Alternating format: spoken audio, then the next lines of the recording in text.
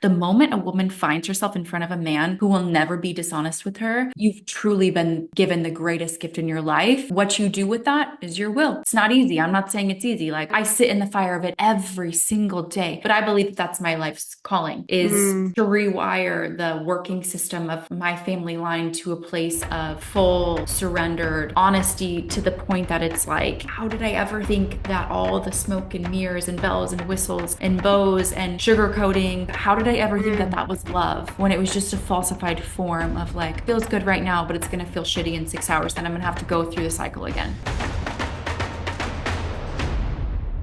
Hey, hey, everybody. Welcome back to another episode of Ancient Intelligence. You've got your host, Anya Shack, today. And today I'm not alone.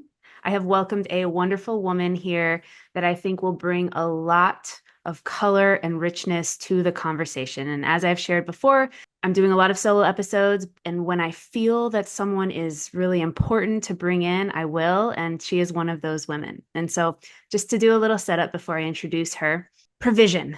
The name of the game in this conversation is provision. And I want to really talk about provision from a feminine perspective.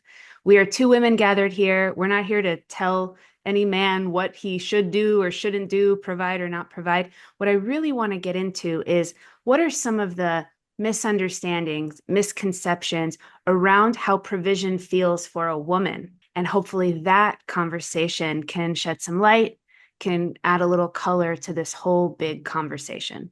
And to start us off, I really just kind of want to share a bit of a bird's eye view around what we all think of when we think of provision. Okay, a man should provide, a man should protect. You know, during tribal times, he's providing shelter, he's providing, food.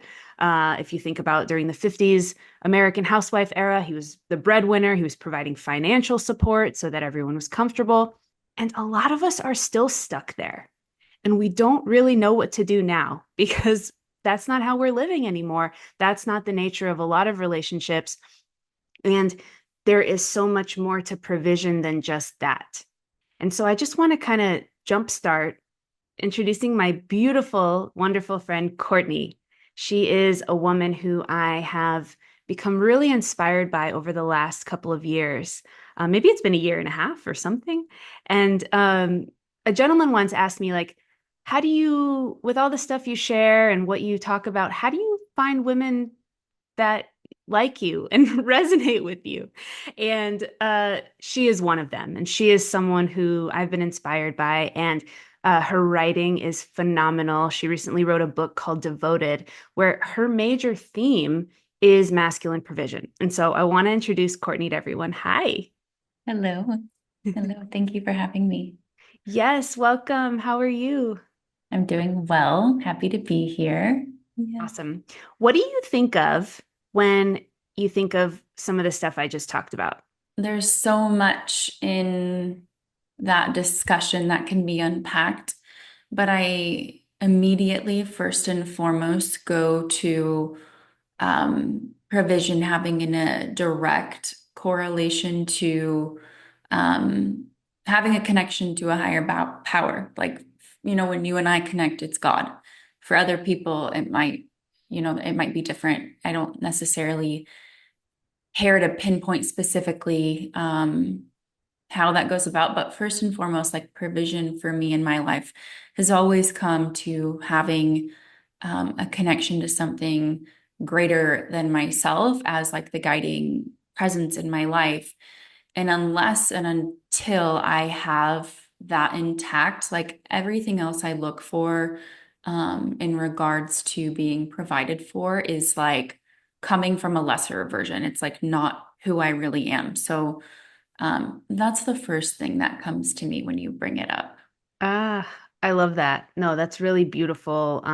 Because so many times people separate provision from their higher power and they keep them really separate. And it's really just like earthly provision.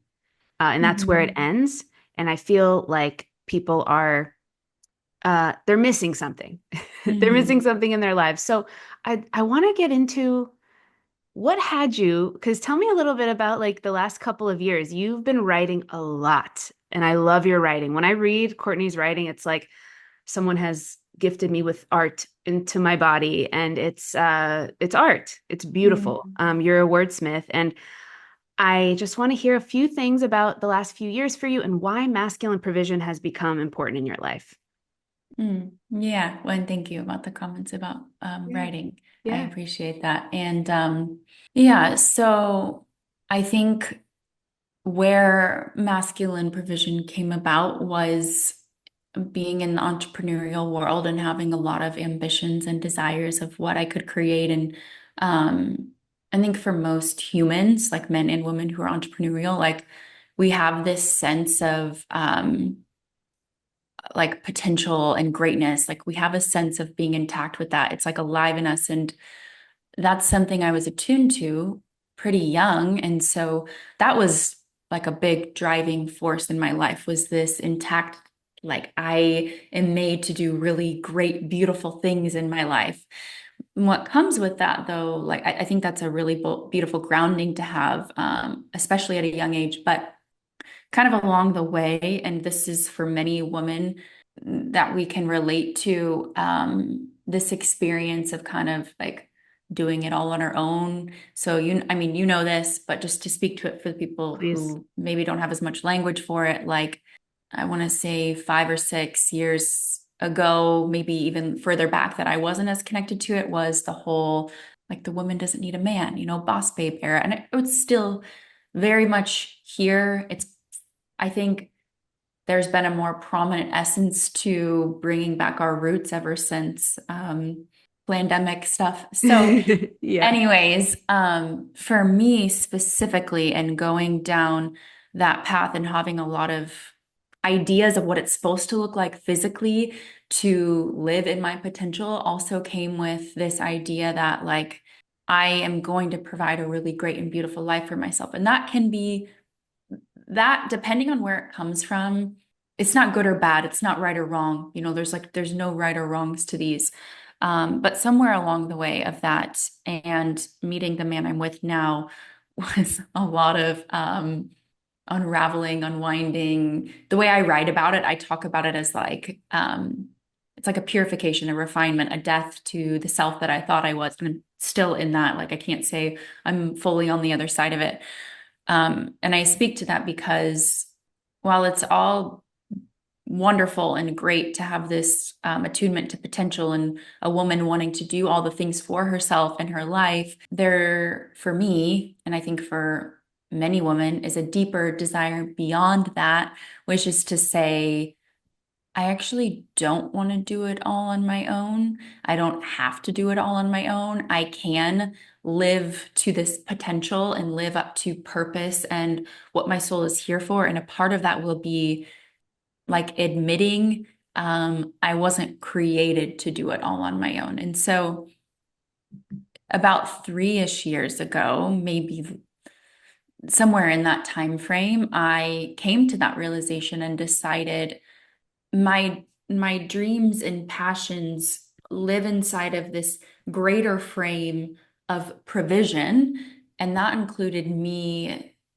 like being okay and accepting the beauty of being provided for in ways far beyond what I ever fathomed. And I was not the kind of young girl, teenage girl who got really caught up in one day being with a man who, like I didn't have this image that one day I would do something to the extent of like being taken care of where I don't have to work. Hmm. I just didn't really have that in my mind. And it's funny because I grew up with a lot of aunts who they were stay-at-home moms. Mm. And it's interesting because I almost like devalued it. Like I didn't have a great value for that. I kind of thought to me, the way I correlated that, like that was less than, and the woman who was more than was the woman out working in the field and getting her shit done and taking care of herself. Like I did create a scale in my mind that one was better than the other. And if you were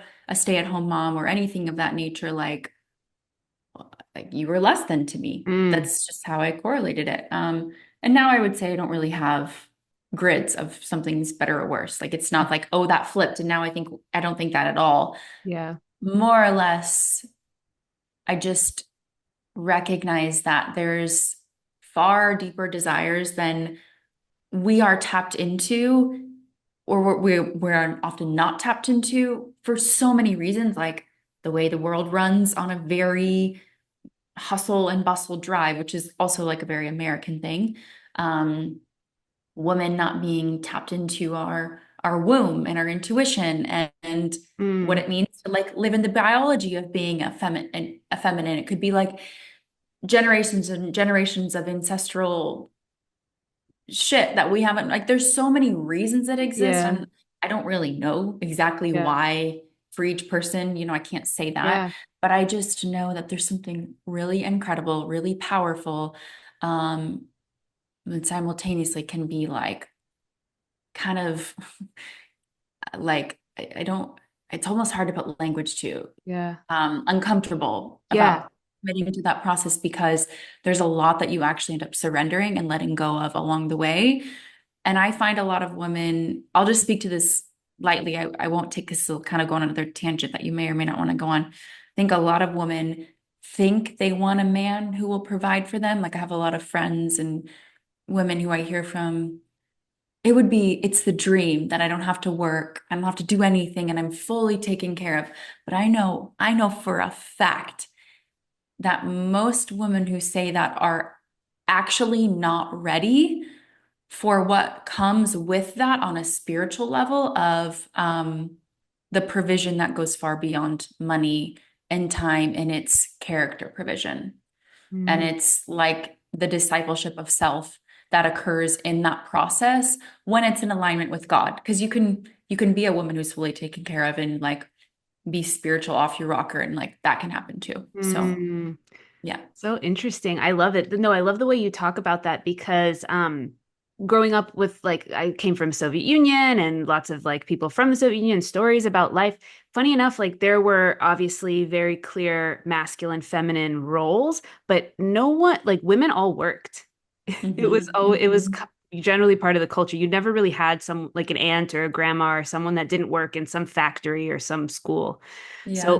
really interesting how different that is for just culturally. And like, yeah, so we're talking about a very American thing. Um, Hmm. I'm curious, like, where you think that idea, that early idea came from around working is better than staying at home, because so many women have that idea in their minds. Where did that come from for you? Yeah, I mean, probably a part of it was like my mom was the Okay. breadwinner in the family, and she worked Oh. so hard, and she provided everything I wanted, like I got everything I wanted, but I didn't get what I really wanted beyond that. And Mm. but I was always aware of the dual nature of that, like I was always at some level, I was always aware that it was like, okay, this seems like the right thing and the good thing because there's even from like my late teen years, I worked really hard. I knew how to make money and whatever, but um, it was always a very surfacey, like the dopamine of it, and then the come down of it, realizing like I'm not actually getting what I want. And I Mm. think it's not just, and I think it's for most humans, it's more immediate what occurs in our home. I think that's first and foremost, the most impactful is how we're raised. Mm. Um, and probably far beyond that, whatever occurred Yeah. before we came to Earth. Yeah. And then, of course, we do let ourselves be at effect of messaging media. And like, I do think it was simultaneously a timing thing that, um, with what has occurred for as long as I can remember, it's more glamorized and not, I don't think it's a bad thing. Like, I think there's a lot of beauty in a woman following their purpose, being able to make money. Like, that's an incredibly beautiful thing. But if it has a dual nature to it, there was also the aspect of like, it pulled women out of the home. And it also like really ended up letting the home become a bit like eroded in a way Mm. because we had stopped paying attention to the power and the energy that we were creating in our home space. Like Hmm. that's something incredibly important as to life as a whole that I don't think most people actually understand the amount of power a woman has in her home. And I say that as like, yes, the structural home, I mean it that way, but it starts more like our inner home and then how we create from that place. And Mm. even if we want to talk about like making money and doing things in the workplace, like that even correlates there too. So yeah, now I'm going off on I some love different. it. No, it's a really important thing. And then it just makes me think of course, like, well, now that their home is being eroded, now consumerism can come in and say, oh, okay, you don't have time to cook now. Exactly. Here's your TV dinner. Here's Hmm. further erosion of like the sacred. It's crazy. Like the amount of, I've been in some like yoga stuff lately, and the amount of women I really want to preface this with this is not me saying above, less, below, better, worse, none of that. It's just wild to me that the amount of women I meet who are almost like confused and kind of like think I'm crazy when I say like, oh, I gotta get home. I want to be home by 4 o'clock or whatever because I'm gonna go cook for my partner and I. And they're like, and I remember one day, like one girl was like, well, I just tell my husband to pop a pizza, frozen pizza in the oven. I'm like, well, cool, like good for you. Like that's wonderful, like power to you. But um, and it's not about it is about the food quality and oh my gosh, such a separate conversation. Mhm. But it's also very similar in that like I really value the connection we create on a day-to-day basis with how we live our day-to-day life and um women having a spiritual connection to the mundane. So when I get this response that's like dumbfounded, confused, why couldn't you just go pick something up on the way home? Well, I could, and I've lived that way, and I know what comes with that. And spiritually, for me, it's very depressing. Mm, It comes with high highs and low lows, and mm, that's not the life I'm committed to. That's not the life like that my soul has called me to. So mm. to each their own, but yeah. Yeah, but just to on a very like what I love about our conversations, and we can go esoteric, we can go God, but then we can come right back to what's happening. Hmm. And what is happening is like the data says women are not happy. They're less Hmm. happy than they were 40 years ago. Yeah. There are a lot of antidepressants being prescribed. Um, so when we talk about Yeah. that's wonderful, maybe for somebody, but I'd say for the majority, it's not feeling so wonderful. Yeah. Absolutely. And kind of what you were saying about how we can talk about God and then like also bring it if we can't if we can't bring the spiritual and create a connection of it into the physical, like we don't actually have a connection to God Mm, in the spiritual mhm, sense. And that's something too that I've noticed a lot of is trying to live in either like the very woo essence of like exactly what we're talking about as regards to provision and protection and guidance and yeah, just that inner connection we have, like that only exists to the extent of our ability to connect it to the life we have right here, mm. right now. I probably, I don't, this, this might not be, I'm just going to say it. Say it. I have a hard time witnessing someone who has a claiming of being a very spiritual person while simultaneously doesn't have a connection in their home of like cooking and caring for their loved ones in their home and like to me your spiritual connection is directly related to how you live your day-to-day life and so Mm, for women when we don't have that when we don't have the space and the access to connect with God while washing the dishes, cleaning the floors, cooking in the kitchen. And this is actually not at all about gender roles. You can make it about that if you'd like. I really question that spiritual essence that exists.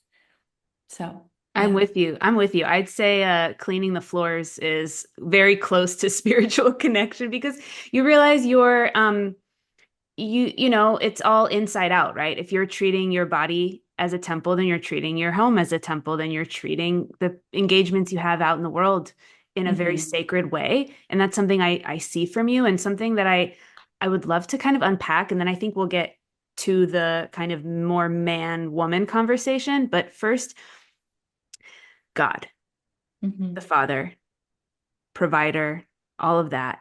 And what I've seen from you and what I've experienced from you, and even in your energetics, like you don't have to say anything.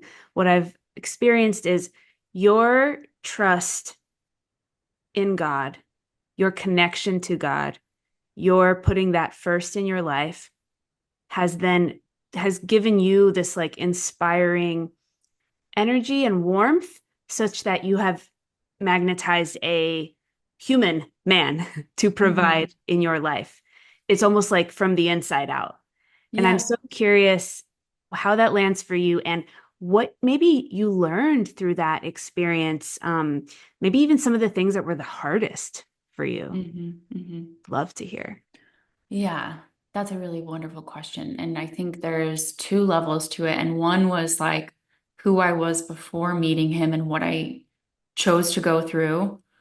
And then, so I'll start with that, and then I'll go into the aspect of like really being in it with him. And so Yeah. prior to meeting him and prior to being in partnership, I was on that like entrepreneurial, I really just was more than anything, I was just trying to make my way, like take care of Yeah. myself Yeah. and um learn the lessons I could by being alone and being with me. And I had always I'd actually really struggled for the majority of my adult years with feeling taken care of. Like I struggled with like I could make money, but I couldn't keep it. And Mhm. um it was like a chasing more all the time mentality. And I will never forget, I had a like a coaching session with a gentleman who I had worked with for some time, and he was someone who I'd say was more like fatherly to me in the way that he coached me. And I came forward with this like almost like on a nervous system level that I could never get myself to a place of feeling just grounded in who I was, and that no matter the bank account number going up and down and like kind of like the roller coaster I was on, that I was safe and I was okay. Like there was always this edge that no matter how much I did and no matter how much money I did or didn't have, that I wasn't enough and I didn't have enough to take care of myself. And I do think that's something that's very vital for women if they go had that experience in their life to really work through and come to grips with and Mhm. prior to relationship. And then there will be a whole nother layer of it in it. But it's I can different for each of resonate, just to us. say, I can resonate. And I do think there's dad stuff that comes with that. If there's like not that feeling of like, I was listening to Dry Creek Dwayne talking like Hmm. that cowboy man, and he was just Yeah. kind of like this overwhelming, like protective, like no one will mess with my daughters. They will always be so Mm. safe and so taken care of, and like Oh, they don't have to worry about that. When that is fundamentally not present, there is this like, I've got to figure it out, which makes so yeah. much sense. So I can relate in so many ways. Yeah. Yeah. Oh my gosh. Yeah. Just what you're speaking to about that presence. It's like when you meet a man like that and you just know this man is so incredibly committed to the woman in his life that will change everything. And so for me, it was surrounding myself with men like that or as closest to it that I could find it who were like mentors, brothers, fatherly. I mean, I was greatly surrounded with that far before I had any boyfriends, any real relationships. I had so much of that. That was such a gift, but I really opened myself to that. And what I was going to say about that particular mentor and what I will never forget is we had like a it was really transformational like kind of tapping session he took me through with it, but there was a practical essence of it that I took into my life from it, which was you're really going to he kind of told me, you're really going to hone in on looking for provision everywhere you can find it. And examples would mean like when a door is opened for you, when a coffee is paid for you, when the sun is like the most ridiculous I like love it. woo-woo gratitude list BS that was just necessary for my nervous system to like seep into this sensation of like how incredibly provided for I am right here, right now, no matter what is going outside of me, and how I can see that with what is happening outside of me. And so I just began to create a disciplinary practice of looking for that everywhere I could. And that's really challenging when you're used to Mm. chaos and when Mm-hmm. you're used to the roller Like, coasters of up and downs. Yeah, I had so much of that. Quite the journey to feel like, which kind of relates into the next part of being in the relationship, feel like it's love when mm, you don't have the up and down and you have that sustainability and safety. So that was part one. And I think with that was recognizing the value of men all around you who like that they actually do care for you, and not buying into this dogmatic idea that the world portrays that men are whatever the media message spins on it. I totally. don't even know because I'm so out of tune with it, but I'm aware that it Same. was there. And so like even nowadays, it's like even when you see a man and and he looks at you with a way that you can tell he thinks you look attractive, it's not getting so damn offended about it. Like just all the little ways you can see this human being who has so much care and appreciation for his counterpart and like feel that essence and be Mhm. comfortable in it. So that was part one. And then meeting PD, who I'm with, was like it's a whole nother. Oh my gosh. It's like an entire reorganization, rewiring, purifying, refining of these ideas of who I think I am, who I think I need to be, Mm, ripping off layers and layers and layers and layers of defenses to find out who I really am. And so, you mm, know, because of this more up and coming world online of feminine and masculine provision and housewife now being the sexy thing again, and which I love. I think it's great.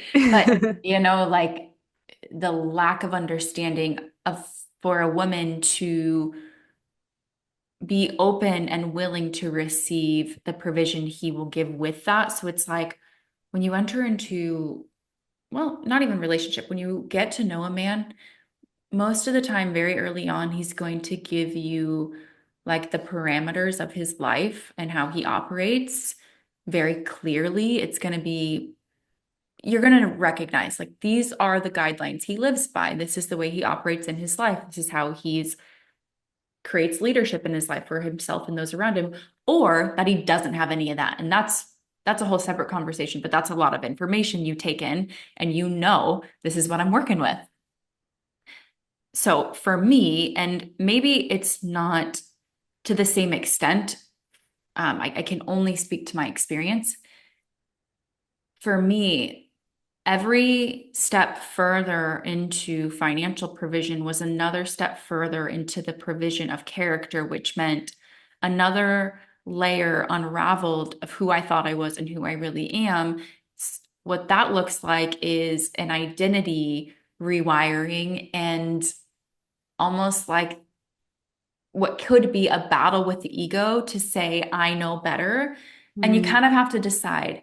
You can't from that place of wanting to run the show, you can't have your cake and eat it too. It can't be, at least not in the realm I'm experiencing, true masculine provision. I'm not just saying, oh, he goes and buys you a really nice handbag. I'm talking about like financial provision and the aspect of like the home and the vision of the future, but also like he carries out the vision of the future. I'm also talking about integrity. And just to pause on that really quick, you know what's so funny to me, Anya, is there's so many esoteric and like whimsical teachings about how to find the best masculine man, but I rarely ever hear people saying like look for a man who's reliable, who doesn't just do the things he says he will do, he does them and never has to tell you about it. mhm, So that's mhm, huge in masculine mhm, provision. But to what mm. I was saying about for us as women, um, you can't say I want that and I want to call the shots.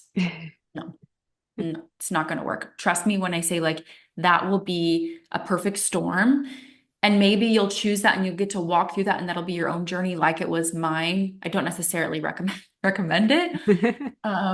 It could make your life a whole lot easier. To each their own, everyone's Yeah. spiritual lessons, that they get to walk through is individualized. But I think from a more like overarching scale, it's this willingness and openness to say, I am going to be okay with allowing a man to see into me, like into me, you see, like literally see inside of me, pull out who it is I really am, while he also like speaks to the things that are not who I am, and doing it imperfectly, like he's an imperfect human, and trust that God is in that journey with you and being willing to walk through that fire. That is the far greater gift than any dollar amount any man can ever give you. So when you find a man who's willing to do that, you found redemption. Mm, Yeah. wow. That was a whole mic drop, Courtney. I love I've it. just talked a It was lot. I'm beautiful. sorry. I don't mean to go on a tangent, too I many just love your tangents. passion about it. That's what we're here for, right? That's why I love, Yeah. there's a couple things. So like, you know, I'm gonna just start here because I don't want to forget this thought. He's pulling out the things from you that are not you. Okay. So I've heard you say before, people think provision is this one singular thing, but it takes many forms. And one of the greatest forms of provision is honesty and truth. And you've said Mhm. that to me, and it's rung very intensely in my mind. And when you said that about pulling out what's not you, I would just love lots of guys listen to this. We've got women here too, trying to grow that. But I would love to hear like a real life personal example of that. Would you be able to share? Yeah, yeah, and I'm glad you reminded me that most of your audience is men, because Ben. I forget, and I love that so much. I love that there are men out there listening to these things and just like cherishing the experience of getting to know how we operate similarly and differently as men and as women. Okay, so when you're asking for an example, you're talking about like pulling out the parts of me that are not me. Is that what you said? Yeah, like I'm curious, like what an example of how that went down for you and how that was transformational for you and also your intimate connection. Did it deepen? So curious. Hmm. Okay, so I'll speak a little bit more overarching and then let it lead me into more direct thing because it's like Cool. what I will say is this, there are so many microscopic happenings of it, sometimes in like two words, Yeah, like it could be a two-word thing. Sometimes in a much deeper conversation, but like I just want to speak from this standpoint. I take on this stance in my life where I witness the day-to-day things happening and I notice a theme. So I'm like really observing what's occurring and then make meaning out of it without trying to create too much story, right? sure. So what I will say um, was probably like the easiest for me to witness it occurring, at least now after the fact, was moving in together and moving into his home. Because when you're dating and it's like two energetic systems apart in two separate houses, it's one thing to commingle those and experience them. Then when you bring them into one home, which is in my experience, his home, um, there is so much that occurs with witnessing myself through him. And now, what we say that in our relationship is as mirroring. So, Hmm. and this happens both ways, right? It happens from me to him, and him to Hmm. me is how he mirrors me. Moving in was, and this was the first time that I had ever lived with a significant other and lived with a man in that way. It revealed to me all of these little habits, these tiny little things that I could go about my day-to-day life with and never really see a wrong or a fault in, because when I'm off on my own doing my thing and like in my own world, it's like kind of all bets are off. Like I'm doing my thing. Like, and all these tiny little habits to me, they're normal.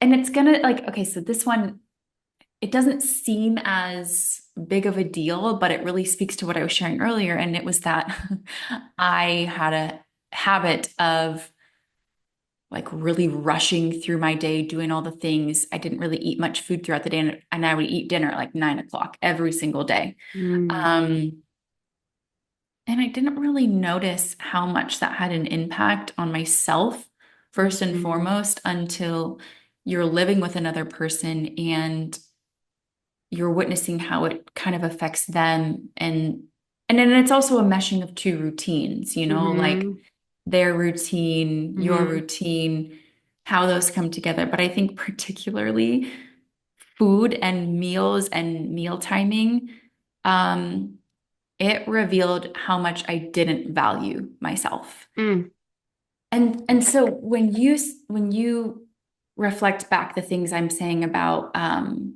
it'll reveal like pull out all those parts of you that are not who you really are. It's like having another person in front of you point out your habits and patterns and not be defensive about them is like the most challenging thing in the world because if you've been living a lifetime of them and you identify with them and someone questions them, there has to be an openness to receive that from a loving place and mm, not think it's an attack on who you are. And so, for me in particular, with this situation that I'm speaking to, and I'm sure there are countless other examples, this is just the one that's coming to mind. yeah, Um, like my habits with food and eating and not really to what I was saying earlier, not cooking for myself, not mm-hmm, cooking um, as like a practice of self-care, mm-hmm, more showed that I was living in a more like spontaneous for the moment, for today, self-preservation. It's like a lot of self-preservation. mm-hmm, And I wonder for how many women who have not entered into that like revelatory partnership are we living in self-preservation and mm-hmm, fear of what happens if we're not taken care of? And mm-hmm, there's a real big faith journey that comes with that to like let your guard down, let all of these parts of who we are be laid out on the table so we can look at them with another person next to us, feel the vulnerability of that and like yeah, the gut-wrenching pain of it, and to be okay with it being there and not necessarily needing to change it in that moment, yeah, but just observing it and witnessing it and being okay with it, and then choosing how we want to move forward. Do I want to let these parts of who I thought I was go? Or is it more worth it to me to keep them, to hold on to them and do this by myself? And that's a real decision that I had to make and that we have to mm. make as women.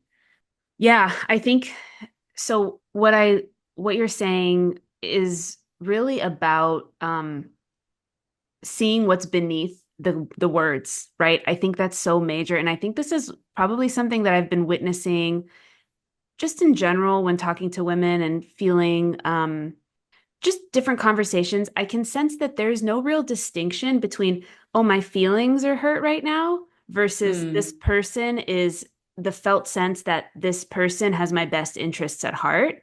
yeah. And isn't that kind of what the idea around dad, man, husband is? It's this idea that like you know, he's coming in with your best interests at heart. Isn't it funny how all of those things that he was saying is like Yep. all for your best interests?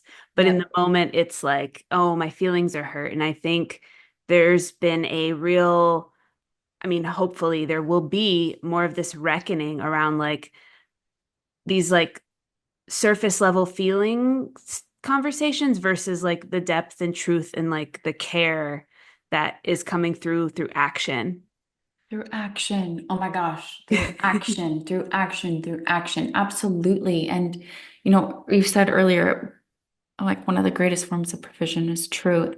Mm, And I think sometimes what I fail to consider is how vulnerable it is for a man to be willing to do that with us and for us. Like, think about the level of courage it takes for him to sit in the discomfort of naming these things in a way that Mm, isn't uncomfortable. Like, I don't think that's something that is necessarily just easy for him to do. And mm, you kind of have to look at the different perspectives. And as you were just saying that, it really does make me think like, okay, if we're not raised with a father who knows how to tell us no mhm, and let us sit in our upsetness about it, this is going to be so challenging as a woman being with a man who will tell us no, or to mhm. be with a man who will call us out on the things that we have not been willing to see within ourselves and really Yeah. trust that that is love.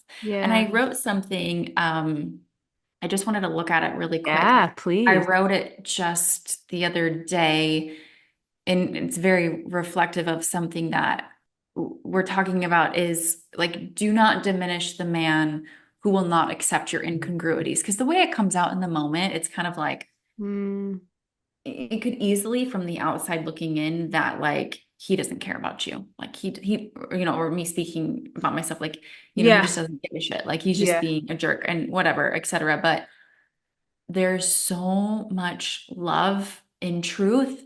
And I actually would say the man who's not willing to do that doesn't fully know how to love himself yet. And Hmm. for that reason, he doesn't know how to love you yet. Hmm. And that also doesn't need to be made about him. It can also be for Hmm. many reasons of what we're not yet willing to accept and be open to. But like the moment a woman finds herself in front of a man who will never be dishonest with her, Mm, you've truly been given the greatest gift in your life.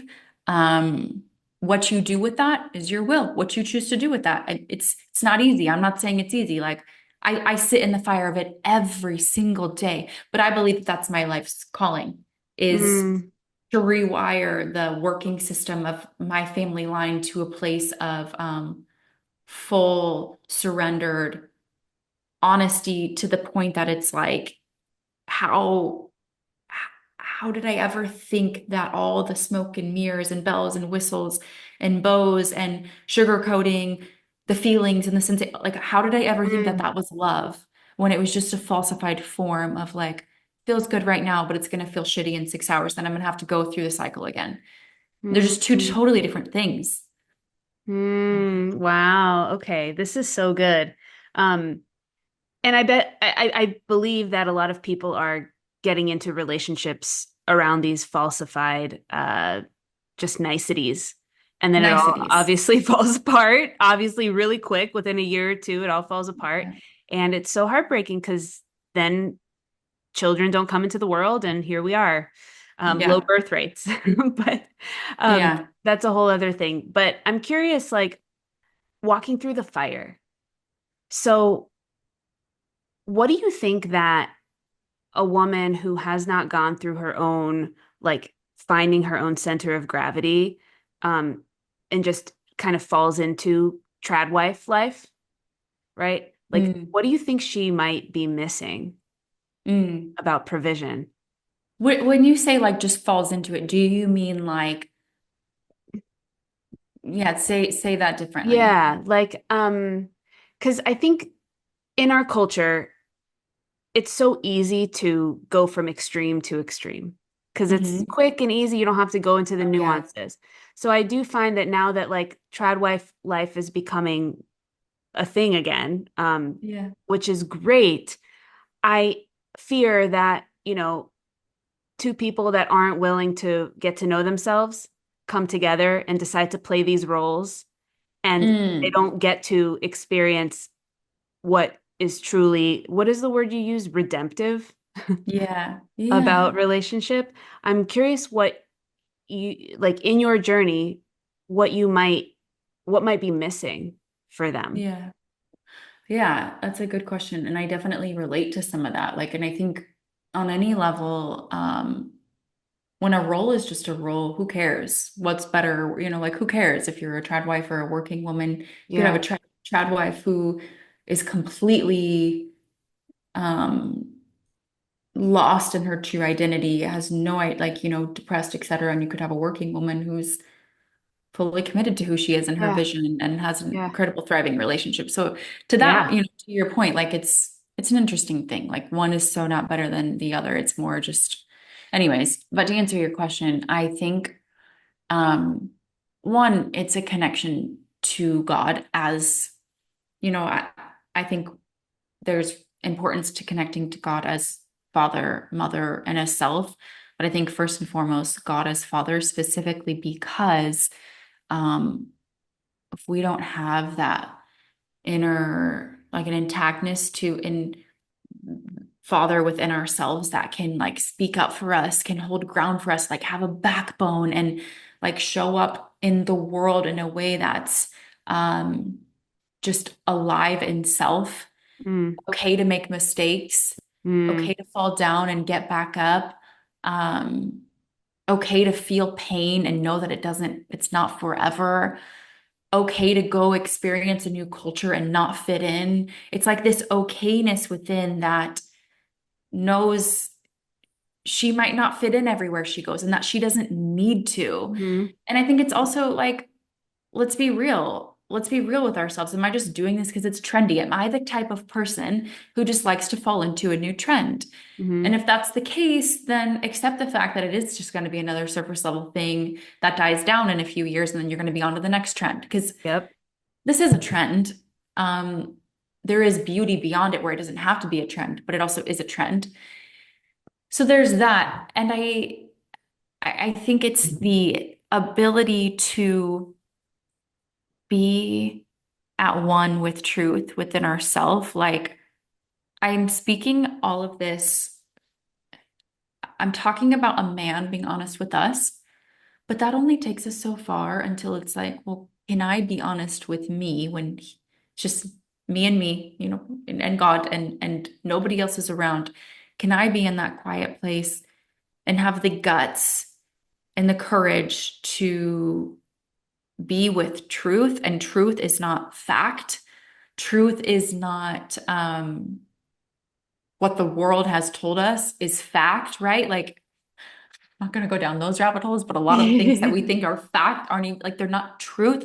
They're not the Yeah. same thing. Yeah. But like the willingness to be with your soul and meet all these different wild, nuancy, weirdnesses about us and like Yeah. fully be accepting of it. And I have to say, I think that is one of the most courageous acts a woman and a man can take is to say, I don't fit in with this bubble and idea of what the world wants to make me out to be. And I love that. And Mm. I see that. And I'm going to thrive in that. And then if that means entering into a partnership where I take care of the home and I Yeah. cook and I Yeah. clean and I have babies or not, or and he does all the financial things and the building things and whatever else. Beautiful. And it might look different. I really care to look beyond the more logistical aspects of that because I've lived in both. I've definitely embraced the trad wifeness and all of it, but Yeah. in that experience, I definitely had some of what you were speaking to. And I think we have to be really honest. Like, is this path I'm taking also to not claim ownership of the gifts I have inside? And what's the balance of that? And um, being willing to fulfill the call on all the levels that God asks of us. That's really great. I think that's a really perfect place to go now. It's like what you're saying is kind of leading me into this conversation around why are relationships so dysfunctional these days, just generally speaking. And there are few and far between that are quite functional. And what I've come Mm, to find is, people weren't, I don't know, 50 years ago, 100 years ago, people weren't like they didn't know as much as we know now. They didn't have the access to the information. They weren't like going on, spiritual retreats, right? They were surviving. But what mhm, were they doing? If they were, living beneath the covering of God, right? Then mhm, already God, there is a validation of both of those people as a human. And then mhm, they, even if they're getting married at 19, which many people did back then, mhm, the idea was you become who you are through your relationship. And hopefully, you can have a conversation that's like, hey, I was, on a walk and I felt, this calling that I needed to start playing the violin again or starting to do art again or starting to whatever. And your partner, no matter who they are, is like, yes, I want you to be the best you, Mm-hmm. right? Mm-hmm. And I think what is interesting to me in this conversation is the distinction between maybe purpose and gifts for a Mm-hmm. woman. It's something that I've heard about from you as well around like what you thought you needed to create and be back then during like girl boss babe era Mm-hmm. versus what you believe that you want to create and be now. And Mm-hmm. like what is the difference and which one is Yeah. true? Oh, I've never even heard anybody ask anyone else that in that way, and I just love the question. It's a great framing.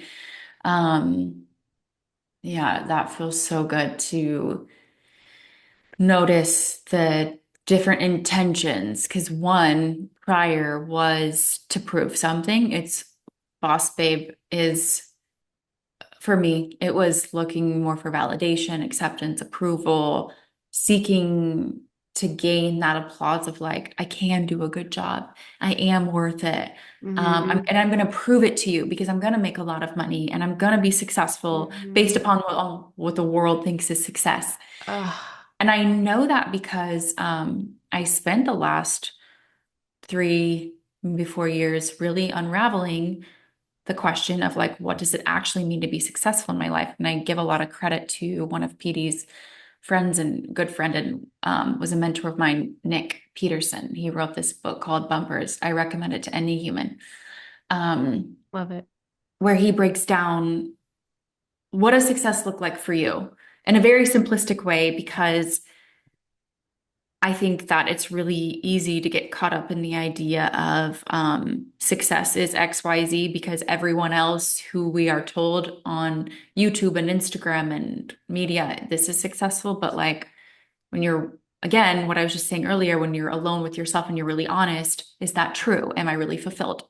And a lot of times, I think for most human beings, we kind of like have to go through one to find out the truth. Like we kind of make ourselves go through the experiencing of the false version to find the true version. Mm-hmm. And so over those few years, it was discovering that like these little girl dreams I had of creating had nothing to do with the accolades. They had nothing to do with money. Not here to bash it, it's great. But they had everything to do with operating from a place of inner fulfillment, inner safety, inner love, and freedom that, like, this world is my canvas. I am the paintbrush. What am I going to do with it? And it still comes with, the courage to show up and to create and to write. And if I share my writing, something I faced a lot of more now than then is the fear that I'm going to say something that isn't fully accurate, because there's so many Yes. opinions. And like, if Yeah. I share something that's true for me, I fear it's not accurate. So facing that, like the willingness to share it Mm-hmm. anyways and to get it wrong, I just Mm-hmm. have to like drill that into myself is like, it's okay to get it wrong.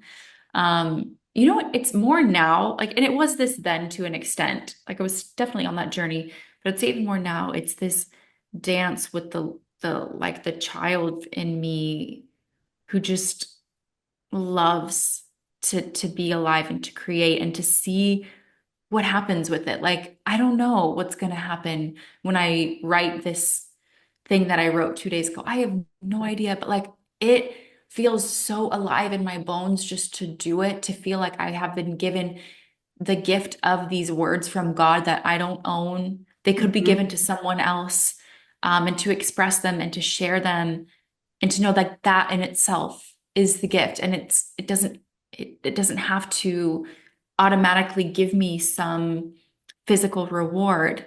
Like I can just do it because I can do it. And that's Mm-hmm. that's enough. Like there's an enoughness to it versus a scarcity and lack. And please tell me that this is beautiful and what the world wants, and really having to like let go of that and be okay with not grasping and holding on to those ideas anymore. Mm, it's so beautiful. And as you started speaking about like the little girl dreams to create, it's like I just had it occurred to me just to say, because this was true for me, and like I think it's true for a lot of us around, but when I was little, like it wasn't validated, right? Hmm. And it wasn't like, you're amazing, you're so great, you can do it, you're great. And maybe if some of that was there, then that like urge to get it validated out in the public world wouldn't have Yeah. become so strong. And Yep. that's, we're always coming back to the dad talk. It's like always Yeah. coming back to dad. And something that I've repeated on this show, and I think is a theme that I want to keep coming back to, is the feminine desire to create and to express, and the real misstep and the real misunderstanding and confusion around what happened when the media, society, the world, whatever, said, okay, women are not doing that, like in the 50s American Hmm. era. They're not creating, they're bored, they're lonely, they're isolated. Okay, the answer to that problem is be successful in the public world like men. Hmm.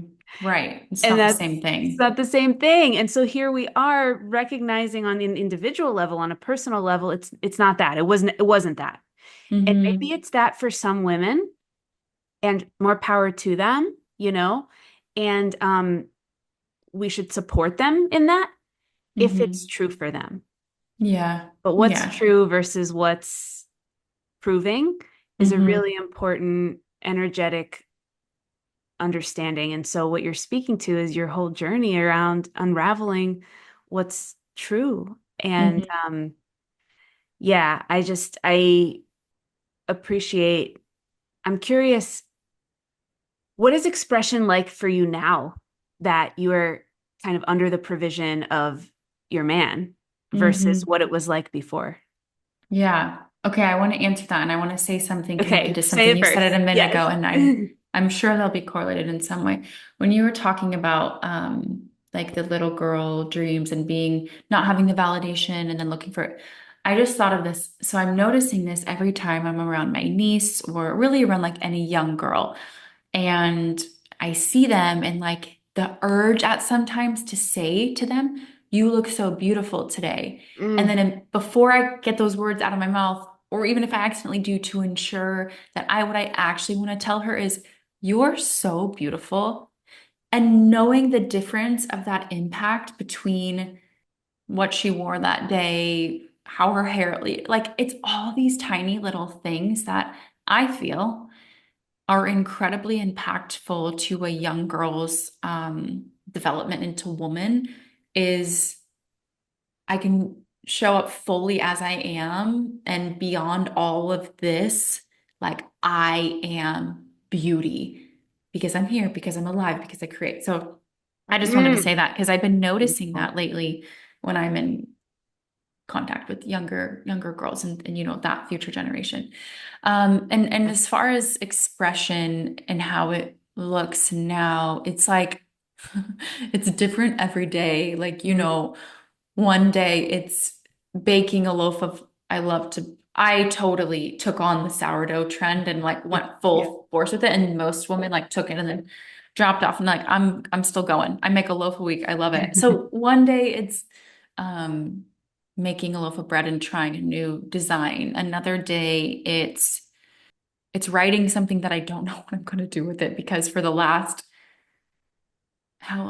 like 15 years it's been posting it on social media, which I still do, but it's like this thing in me that's like there's something, and I wrote the book, but like there's more. It's like I keep writing and now what? Like where am I going to take the writing? And it's like Yeah. constantly asking those questions. Yeah. Another day it's just going up into my music room and playing piano, and I'm not a professional. I just love to do it. Yeah. And then, it's also getting into like collaborative conversations with other women and being like, how can we create together? How can we do stuff like this? Maybe make creating a YouTube video. I'm more now the less disciplined version of doing these more specific things, businessy wise, because that's just the journey I've been on, and just kind of allowing myself to kind of do multiple things to find where my creative flow lives most. And I'd say for the most part, it has been in the home, like cooking, baking, really coming alive in that place, but then also letting that flow back out into, teaching, speaking, writing, etc. But I did put a pause on a lot of that because I didn't want to keep doing it from this place of like, that's just what we do now in the 2020s, like Mm, I want to do it because my soul really calls me to it. mm, So that looks so much different now. It's like mm, I don't have as much of a direct path with that anymore that I used to try to follow. mm. I have much more of a like whimsical, open, let's see where God leads me today. And I let it express in so many different forms, because that's just where life flows through me right now. I don't know if that even did I answer the right question or did I go off I on my don't own? even remember anymore, and that's okay. Okay, okay. I'm like, maybe I didn't even, maybe you asked me a completely different question and I answered my own question. That's okay. I think what's really interesting for me too, to just occurs to me to say, I watch a lot of like men in conversation on podcasts, and I have a lot of those types of conversations. I coach a lot of men, and there's a lot of just more direct conversation around the thing. And that's great. And one thing that I treasure, and I treasure so deeply about the women in my life, and you being one of them, is the felt sense of being with you and you being with me in a way that is very flowing and whimsical. And it feels really good to just be with you. And Hmm. I think women can learn a lot from watching men and appreciating that. And I think what I hope for the men watching this is that they can understand something about women today that they might not have even thought they could learn. And I love that. yeah, so I don't know what I asked you, but I don't care. Something about expression, Something about expression. something, and that was it. So, yeah, yeah, And yeah, and that's why I love being a woman, and it's so fun. And I thank yeah. God, And and I think for a lot of men, it's like they don't know what they're gonna get, and yeah. that's also a constant discovery journey for them. It's like, but yeah, yeah. Yeah. And I guess to kind of tie it back to your man and your relationship, I'm curious what you have learned about men Mm. lately, that has become, yeah, that has just been insightful for you and heartfelt. And I just would love to hear some of that.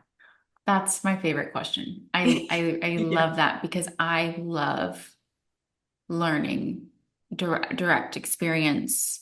I like to learn hands-on in my real life, like that's where I want to learn the most. And so what I'm learning the most right now is that while men at their most authentic core nature, like they're honest, they're sincere, they're passionate, they're direct, they're the more like, like they hold the frame and the structure and all those things we hear about, like that's all true, but they also have incredibly large hearts and they care ab ab I mean, I'm speaking to men as a species across the board. I know not all men live from this place.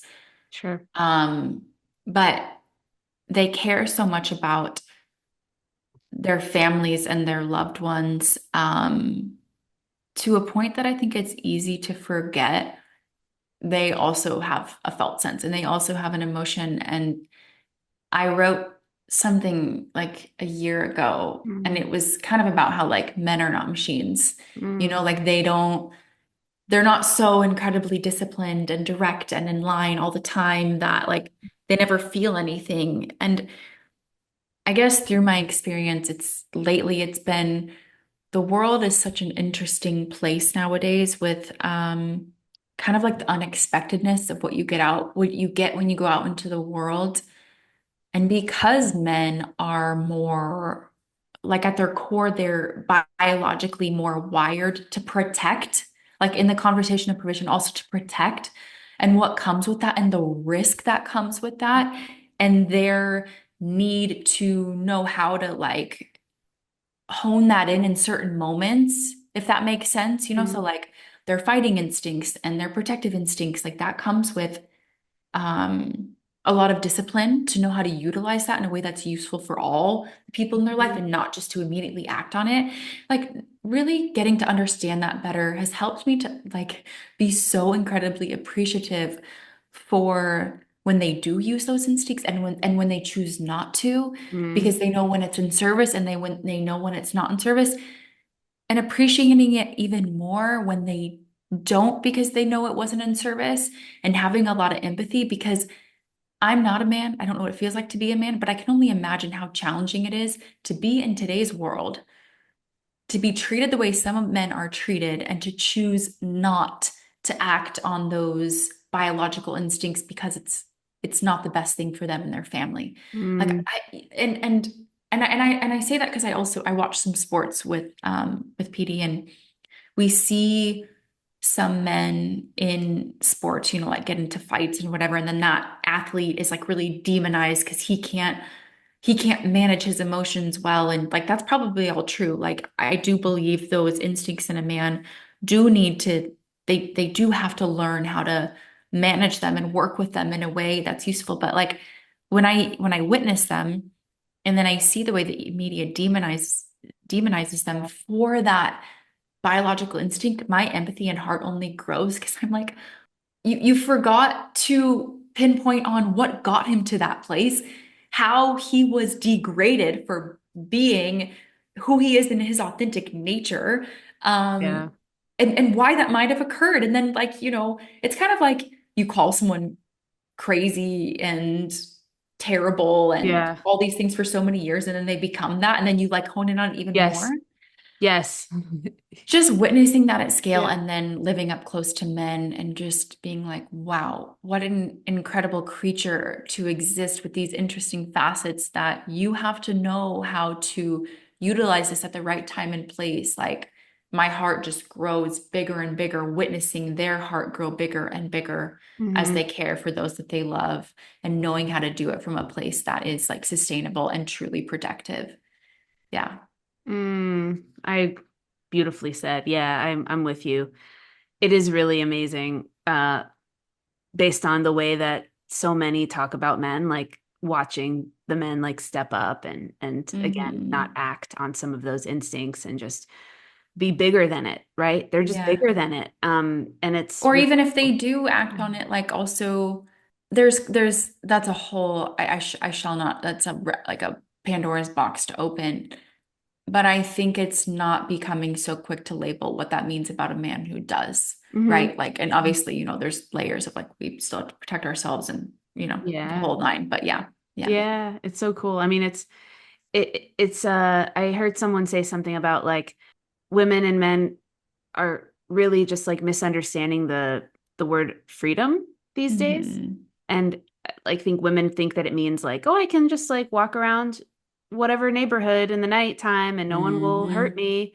Um, and men are like, no, freedom is like something you work for. Like you have to carve a Yep. path and get your own freedom. And in that process, we can provide safety and security for people around us. We can be of service. And it's like women used to rely on men for that.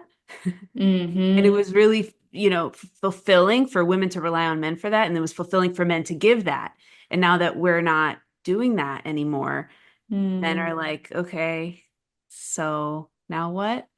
You know how good it feels for me when I'm leaving the house to go somewhere that maybe I'm a little bit more unfamiliar with, or like at a certain time of day, and he says to me, like, do not leave without your pepper spray. Like, you know how good that feels? Like how Yeah. protect or like, you know, recently I was in an accident and there was kind of like a stipulation created that I'm not to drive by myself past a certain distance at a certain time of day. Like, you know how good that felt to receive Hmm. that? And I Hmm. know for a lot of women, that would be like losing their freedom. But for me, that's Hmm. gaining freedom. So yeah, to your I point, agree. absolutely. That's the thing, girl, right? It's the Mhm. femininity. I've been playing with this in my mind lately, just like femininity really thrives in the structure of the masculine Mhm. container. And when it doesn't exist, it's, and I can speak to just like the way that, I'm single right now, and it's something that I've, like you were talking about, like I find so many containers from colleagues, from father energy, from uncle, from cousin, from all of that. And then in the way that I've been able to create a container for myself. So like for me, like I have this wall where I have the upload day for each of my podcast episodes every single week. And it's like if I didn't Mm. have this wall, which effectively is a masculine container telling me exactly what I need to do, it wouldn't get done. I And then it love wouldn't that. it wouldn't get expressed, and then it wouldn't live. And then it would Hmm. be stuck, and then there would be nothing happening. And it's just so powerful when we are willing to to think like, wow, maybe men provide like the beginning for everything that we create. Hmm. Yes. Like maybe Yes. they do that. Whoa. I do think that that is so incredibly true that we are gifted to create in that space and they receive from that. And there Mm. is like really great truth to like what happens in the beginning, where there's like a seed planted with a vision and kind of like what we do with it. So, yeah. This is beautiful. Maybe a good place to end. I'm going to share one last thing, and then I'm going to Yeah. pass it over to you to kind of wrap up. I'm in a Kabbalah class every 2 weeks. And Mm. it's led by a rabbi's wife in the community I live in. And she said something last week that was really profound. And it just connected some dots for me. She basically was talking about how there was a couple that had been coming in and they were trying to conceive for a while. They were trying to conceive for a while, and they haven't had luck. And instead of going straight to IVF or doing this and that, she just had this felt sense, speaking of female intuition, that like he doesn't want a baby. For some Mm. reason, he doesn't want a baby. And she just knew it, even though he was saying, like, of course I want a baby. We're married, like, let's have a baby. And then she told me there is a Torah teaching that says a baby is conceived first, a baby is conceived first in the father's mind. Wow. Yes, because Absolutely. the rationality of God the Father and how it comes into man, it is conceived in the father's mind, and then seed. The mind is connected, of course, to the semen. The semen Wow. plants the seed, and the womb creates the baby. And I was Mm. like, of course, that makes Yeah. sense. What do you think about that? Well, I don't have kids yet, but I will say, Yeah, me neither. yeah, that feels 1000% true just in my experience of the way I witness and observe him planting a seed and watching what I do with it and how Mm. some of my most like flourishing, alive experiences came from, earlier in the conversation, how I said sometimes it's like two words, sometimes it's two words, sometimes it's no words. But there was absolutely a vision that was implanted in, oh my God, if he was here, it's like, he's not going to reveal his secrets, Yeah.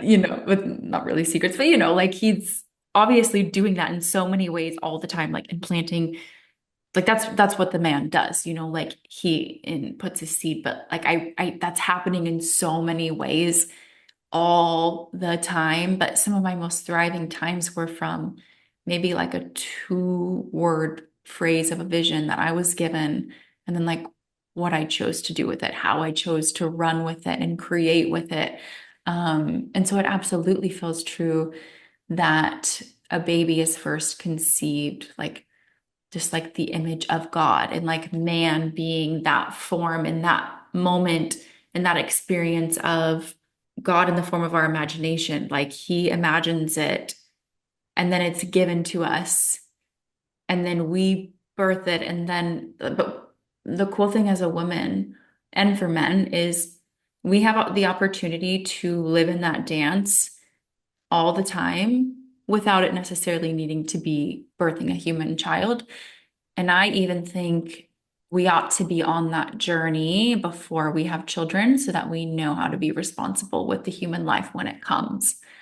Like we know how to be responsible with that seeded vision when it's given to us to create and multiply in Mm, our dreams and our desires and all that comes with it. Like, can I be responsible in the power that I've been given to multiply? Because I can tell you, as powerful creatures that us women are to multiply, we don't just multiply life. We could multiply anything that we wanted to. We could multiply destruction. We could multiply mm-hmm, deception. And mm-hmm, we often do, unknowingly, unconsciously, maybe mm, consciously. But it's being mm-hmm. responsible with that gift and in many ways being still before we then go run with it and run with the thoughts and the ideas and all of that. So yeah, that's what I've Ah, got. Yeah. I love it. That's a beautiful thing to end with.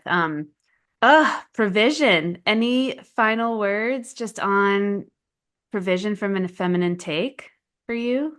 Um, Anything to wrap this convo up with? so for the women and let's just say for the women and men, like if you can find a moment in your day to sit down, maybe in the sunshine, maybe in the rain, whenever you're like you feel most alive. And I know Anya likes to run in the rain. Yeah, it's true.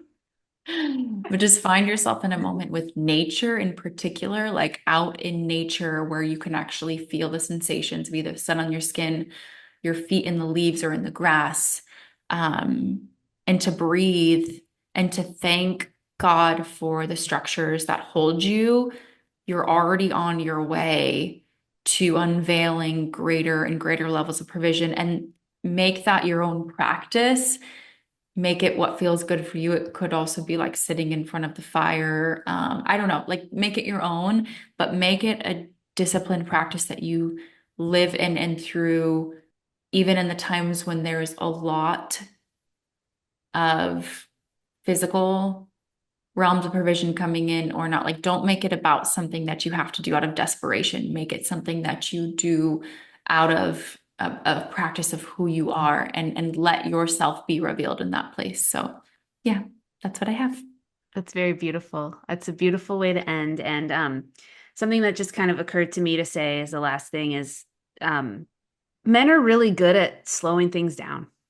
You talked Hmm. about that, like with food and all of that. And Hmm. I've watched men just like slow things down for people. Definitely done it for me. It's almost like everything is out here and they go, and it all falls in line. And everything that is surface level, but wide, it has to fall in line and become skinny and deep.